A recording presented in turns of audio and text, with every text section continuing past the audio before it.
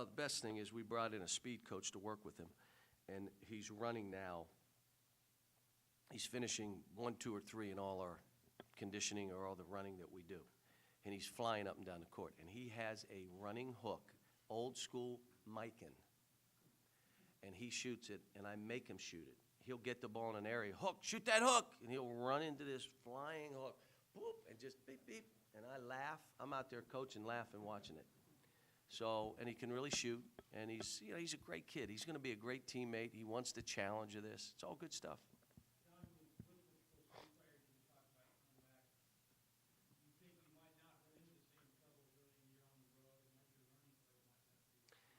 We're everybody's Super Bowl.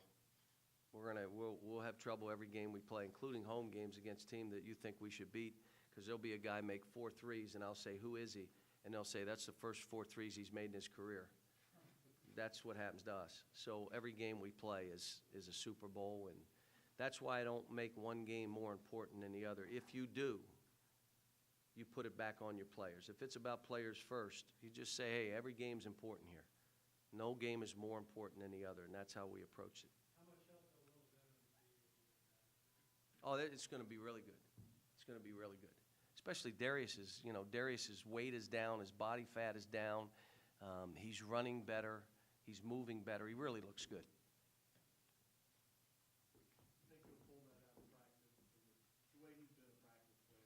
Who's that?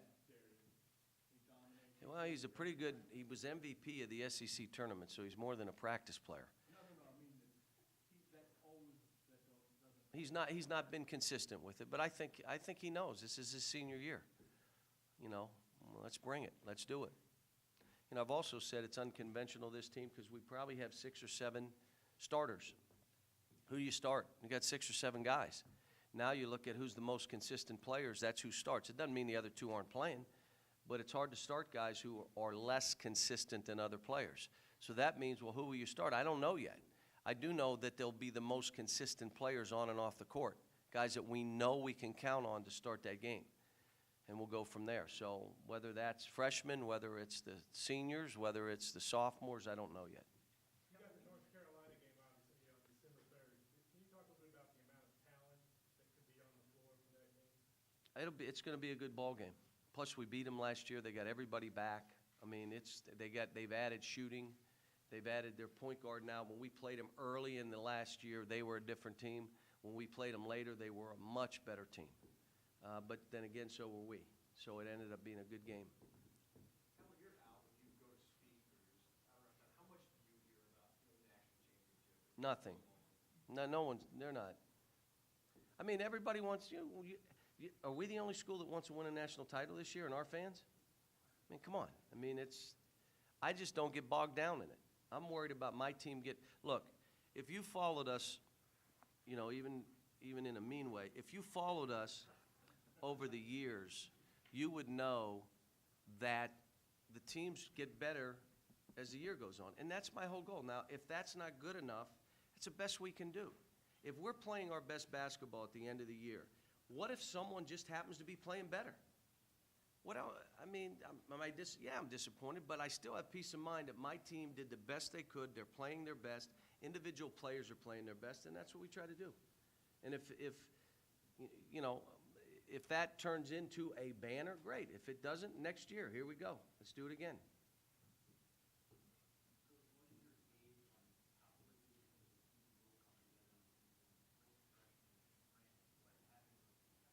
I have no idea how fast. I have no idea. Last year, believe me, it was February. And we all of a sudden, we kicked it in, and we had a couple home games that we played well, and then all of a sudden we caught fire, and it was, off to the races. This year, who knows? I mean, the year before, if you remember, we had about 5 or 6 wins that should have been losses. We just happened to make a shot, a tip-in, or something happened that we won unexpectedly 4 or 5 of those games. We have that kind of schedule again this year. So we could lose 4 or 5 early. But last year showed you it really doesn't matter. It's, are you getting better? The schedule sometimes dictates you're going to lose some games. You don't want to lose any. You want to win them all, but it's not how it goes. Well, I think, one, he's a terrific player, and he's a really good young man that we looked at and said, you know what, he makes us better. Coach, how would you compare Marcus Speed to Coach Harrison's last year? What can you compare them? Eloy's gotten better, but Josh, see, you know, the term insanity, I'm going to do the same things over and over, and I'm going to get different results. Well, you're insane. You're not. You're going to be, you could be a little bit better, but you're the same. Josh came in and changed how he worked, changed his attitude toward basketball, changed all his habits, and all of a sudden increased his workouts and his work habits, and he just took off. But it's because he changed everything. Now, that's what, but I've said it to he and Stacy. I mean, both of those guys are better. Now, they are good enough to be in that rotation? I don't know yet. I hope so. It would be nice to have 9 guys. Building on the question, front court this year, I look at this as possibly maybe the best offensive rebounding team. We're skinny. We're skinny. We're not, I don't know. I mean, you guys are making assumptions about a team that I've coached 7 practices for an hour, 7 hours. And so you know more than I know. I have no idea right now. Really don't.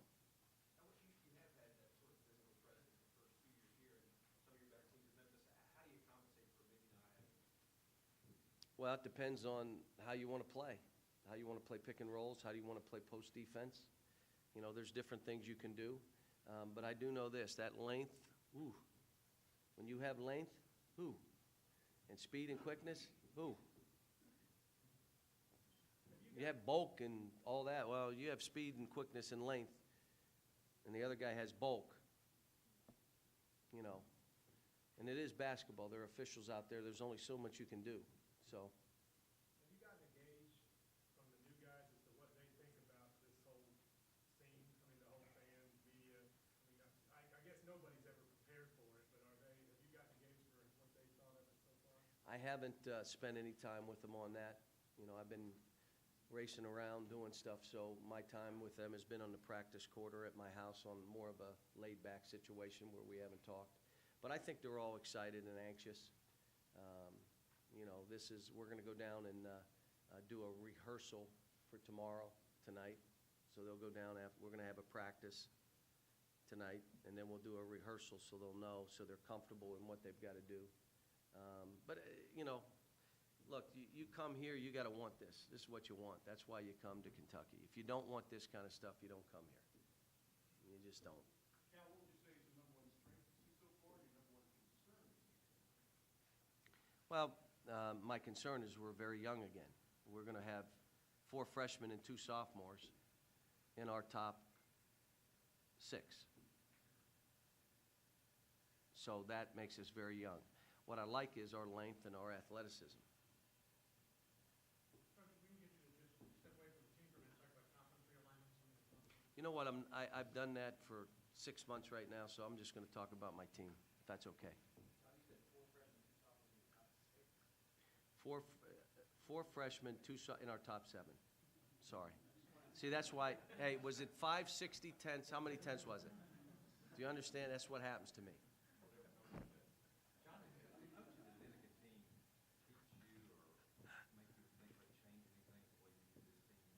Pick and roll. I'm really looking in and exploring pick and roll for this team. We've been doing it in practice, and I kind of like it. It gave me an insight that I did not have, 1, on how to guard it better, and 2, on the real subtle opportunities it creates for your team, especially when your bigs can really shoot. And our bigs can really shoot. So now it makes it a little different. John, you talked a little bit last year, the players and you about learning to play together, getting to know each other's family, checking their egos at the door. Any feel for the team so far? They've been good. They've been good. You know, they're coming together. They're looking after each other. They're challenging each other. They're not afraid to police each other. From what I've heard in the weight room, a couple of the guys have stepped up on and challenged some guys to, you know, do what they're supposed to do. Not in a mean way. Just come on now.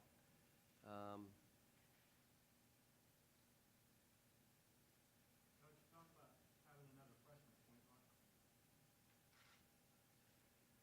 Torture. Early on, he'll turn the ball over and take bad shots. early on, he's going to turn the ball over and he's going to take bad shots. I got to make sure he stays out of foul trouble because he's really physical defensively. But at the end of the year, this offense unleashes you as a point guard. It just does. And now what happens, last year, we only averaged 10 turnovers a game last year for the season. Do you know what we averaged in Hawaii? I think it was 19 a game. And then by the end of the season, it was 10. We were in the top 10 in the country in least amount of turnovers, playing fast. I mean, I'm not saying we're coming down throwing 12 passes and getting a guy a shot. We're playing fast. So I would predict this team will average 11 or 12 turnovers a game, something like that. Early on, it'll be 16 or 17. Later in the season, it'll be down there in that 10-9 range. I think we had a game at the end of the year, we had 4 turnovers. And that was with a freshman point guard and 2 other freshmen playing a lot. I don't know who's going to do that yet. I would say either Duran or Tawny, Jared. We have to look. Even Darius could play it if he needed to. John, what separates, once a team gets to the Final Four, obviously all 4 of those teams are playing well. What separates those teams from the one who eventually wins it all? What's the difference once they get it? Usually it's a play or two or it's shooting. One team's on fire making shots. The other team isn't, stuff like that. But, you know, the confident team, the team that has a swagger and has that one player. Sometimes in the NCAA tournament, it's one guy that separates you from every other team. You just hope you got that guy on your team. John, do you hope to convince Davis he's a center anytime? He's not a center. He's not a center. But the only guy that I can even say is somewhat of a center is Eloy, and Eloy's a 4.